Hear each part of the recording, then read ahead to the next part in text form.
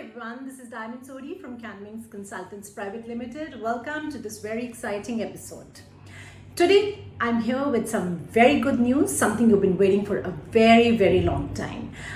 A lot of you have been asking when are the nominations for offshore migrants going to open. So here I am with an answer. South Australia, of course, it had opened the nominations for offshore migrants earlier, but it was limited to very few professional occupations and mostly trade occupations. Today, South Australia has announced 70 additional occupations, and these people will be able to apply for offshore nominations from tomorrow onwards, that is 28th of September. Now, the list is huge. In the link below, you can find the link to the South Australian website where you can go and see if your occupation is listed on the list or not.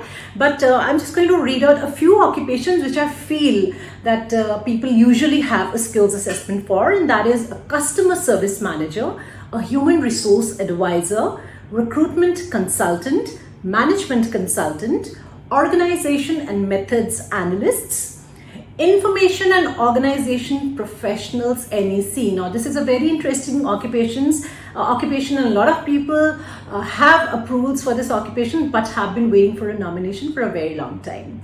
Advertising specialists, market research analyst, marketing specialist. Now this is a very popular occupation. Mixed crop farmers. So interestingly, almost all the farmers are in demand here, including a dairy farmer. And we also have a construction project manager, production manager, manufacturing. So we do have a lot of production managers, so they'll be able to apply for nomination from South Australia now. Child care center manager, quality assurance managers, agriculture consultant, agriculture scientist, biotechnologists, microbiologists, and so on. However, having said that, there is a caveat involved.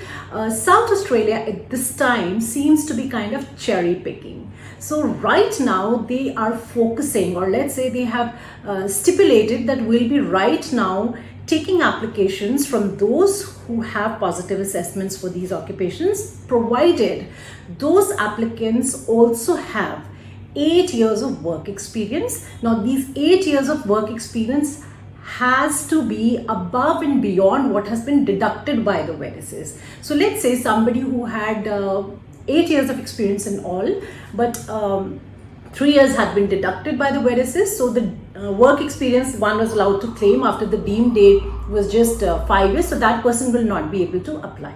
So having 8 years in your skills outcome letter specified, or 8 years adding up in all, is what you need. Therefore, right now the intake for offshore migrants is focused only on those people who have 7.5 bands and have at least 8 years of experience.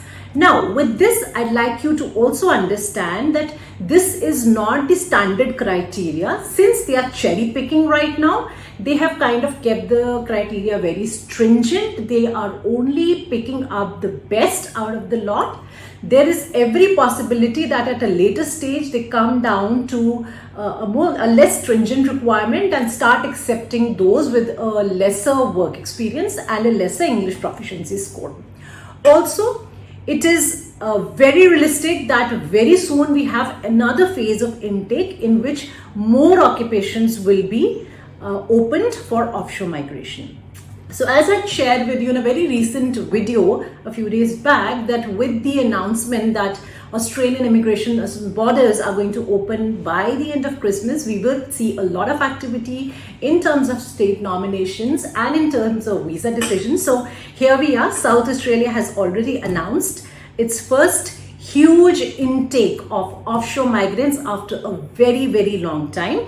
So those of you who are thinking that probably it's not really worthwhile to be applying for a skills assessment unless and until the nominations actually open, please understand that all states are likely to open up the nominations in a phased manner, unlike the way they've been doing it earlier. Earlier they would just have an annual intake or maybe 2 intakes in a year. Now the intakes are going to be more frequent. They are going to come up with a certain set of occupations, and then they're going to open up some other occupations. So it'll be done in a phased manner. And only those, of course, with a positive skills assessment are the ones who can take advantage of nomination. So you must go ahead and apply for a skills assessment immediately. Now with this, I'd like to also tell you that though the nomination, you will be able to register your interest with South Australia from tomorrow onwards. There is no deadline to it, so to say. So it's not like a first come first serve basis. It is not that you have to make sure that you lodge your application tomorrow morning itself. The occupation could be available for a pretty long time, and of course South Australia is going to select the applicants out of the ones that lodge their who register their interest for applying for a nomination. So for any queries and any answers that you're looking for, feel free to write to us on caanwings@gmail.com, that is caanwings@gmail.com, or email us on enquiries@caanwings.com, or you can call us on 78498 78498, and we'll be happy to respond to your queries. So until the next video and hopefully some more exciting news, bye bye and take care.